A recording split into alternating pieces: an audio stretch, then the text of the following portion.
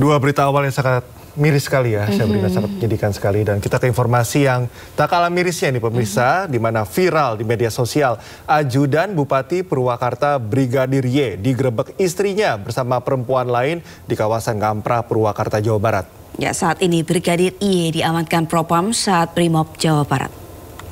Ya Allah, kamu kok pulangnya ke sini?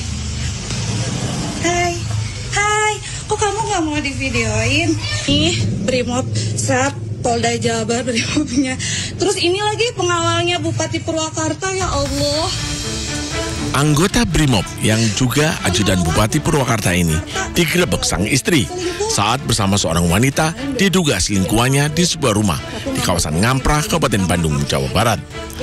Usai kejadian, Bupati Purwakarta Saiful Bakri bin Zain meminta penjelasan Brigadir Y lantaran kasusnya viral di media sosial.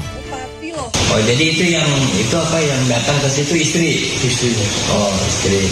Ya sudah, Om Jin tidak akan ikut campur pada persoalan pribadi keluarga Pak Yusuf, ya kan? Dan juga karena itu kan persoalannya privasi ya, privasi Pak Yusuf. Jadi, cuman Om Jin berharap bahwa di antara kalian tidak ada apa-apa dan baik-baik saja. Dan Om Jin juga tidak punya kewenangan untuk memediasi dan menyelesaikan persoalan ini, karena ada yang lebih berwenang, kesatuan Pak Yusuf, di mana Pak Yusuf bertugas, yaitu di Brimob. Kabid Humas Polda Jawa Barat, Hendra Rohmawan, menyebutkan pelaku yang merupakan anggota Brimob Jawa Barat saat ini sudah diamankan Propam saat Brimob Polda Jawa Barat. Proses pemeriksaan internal masih dilakukan di Polda Jawa Barat. Tim Liputan iNews melaporkan. Kita ke informasi berikutnya, pemirsa. Polisi selidiki dugaan tindak pidana perdagangan orang pada kasus tewasnya gadis 14 tahun terapis Delta Spa di Pejaten, Jakarta Selatan. Ya, menurut keluarga, korban ingin pulang namun terhalang aturan denda uang jaminan 50 juta rupiah.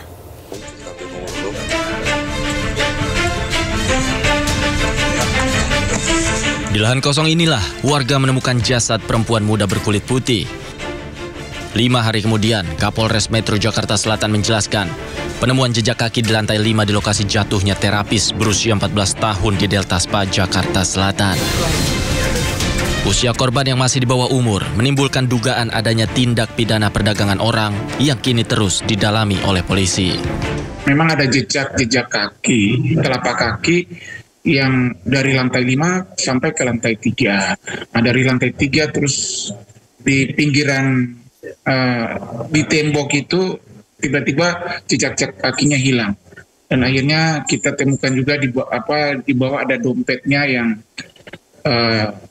terpental atau lepas dari sakunya, mungkin dari tangan atau dari badannya, yang tidak, pada akhirnya kita untuk sementara masih melakukan penyelidikan pendalaman apakah ini benar dia terjatuh dari lantai 3 ataukah ada penyebab lainnya. Itu yang masih kita lakukan pendalaman terkait dengan hal ini. Kemudian kami juga mendapatkan informasi bahwa ini keluarga korban ini melaporkan adanya dugaan eksploitasi anak di bawah umur. Apakah itu benar, Pak? Sudah masuk laporannya?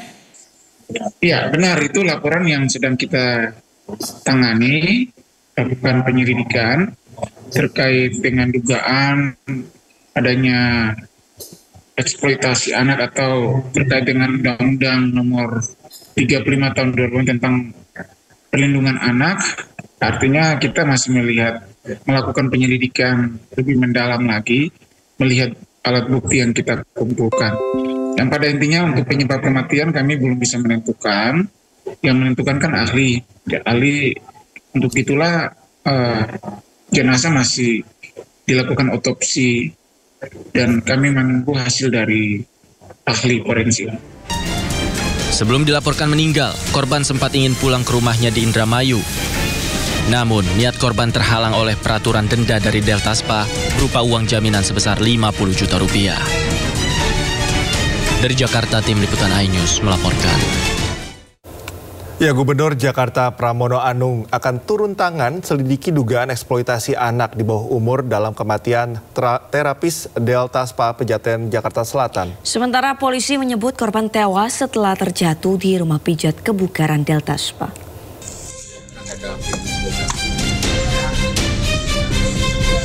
Di lahan kosong di kawasan Pejaten Jakarta Selatan inilah warga menemukan jasad perempuan muda berkulit putih pada Kamis 2 Oktober lalu.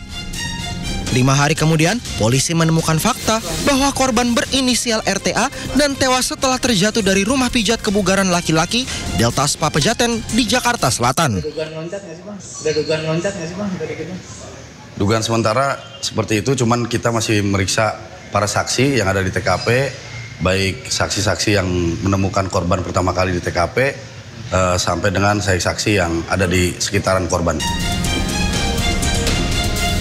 Sebelum dilaporkan meninggal, korban sempat ingin pulang ke rumahnya di Indramayu, Jawa Barat. Namun niat korban terhalang oleh peraturan denda dari Delta Spa berupa uang jaminan sebesar 50 juta rupiah. Nah, nggak sesuai sama perjanjian di Bali. Di Bali katanya kan gaji 5 juta, bukan nyampe Jakarta malah 1 juta. Tuh. Terus karena di saya kan istilahnya kan udah nggak betah lah intinya di sini tuh, mau pulang dulu tadinya. Cuma dari pihak Deltanya mungkin ngancam kalau belum 1 tahun bayar dendanya 50 juta. Gubernur Jakarta Pramono Anung menyebut akan turun tangan jika terbukti terjadi praktik eksploitasi terhadap anak di bawah umur. Jadi undang-undang sebenarnya sudah mengatur itu. Dan undang-undang itu kan sudah jelas, tapi memang di lapangan harus diakui dalam kondisi masyarakat yang seperti ini, kondisi ekonomi yang juga membuat seseorang harus bekerja, dan itu adalah salah satu ekses. Dan kami tentunya sekali lagi meminta tetap apapun bagi anak-anak yang belum genap usia untuk bisa bekerja seperti itu, tidak melakukan itu. Tetapi kalau kemudian pemerintah Jakarta tahu, pasti kami akan turun tangan dan melakukan edukasi terhadap hal itu. Saat ini polisi masih mendalami penyebab korban jatuh. Apakah korban mengalami kecelakaan hingga jatuh atau sengaja melompat dari atap, termasuk kemungkinan adanya keterlibatan pihak lain. Tim Liputan iNews melaporkan. Kita beralih ke informasi lainnya. Ini Sabrina juga pemirsa, informasi yang sedang menjadi sorotan publik ya dan viral juga, di mana bulan madu sepasang suami istri di Sumatera Barat berujung maut. Ya, diduga pengantin baru ini mengalami keracunan gas pemanas air di kamar mandi. Cindy Destananda, 28 tahun, ditemukan tewas di kamar mandi sebuah penginapan di Alahan Panjang, Kabupaten Solok, Sumatera Barat. Peristiwa ini terjadi saat korban bulan madu bersama suaminya, Gilang Kurniawan, 28 tahun.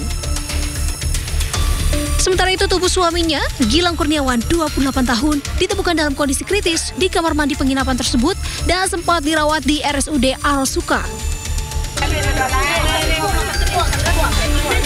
Jenazah Cindy langsung dibawa ke rumah duka di daerah Koto Lalang, Kecamatan Lubuk Kilangan untuk dimakamkan. Untuk mengetahui penyebab kematian korban, kita belum bisa memastikannya karena dari pihak medis belum bisa memastikan atau menyebutkan apa penyebab meninggalnya korban ini. Untuk sementara, diduga korban tewas karena keracunan gas dari pemanas air di kamar mandi. Dari Kabupaten Solok, Sumatera Barat, Budi Sunandar melaporkan. Korban Cindy Destananda ditemukan tak bernyawa, sementara suaminya Gilang Kurniawan dalam kondisi kritis pada 8 Oktober 2025 atau 3 hari setelah keduanya menggelar resepsi pernikahan. Dan berikut kronologi lengkapnya.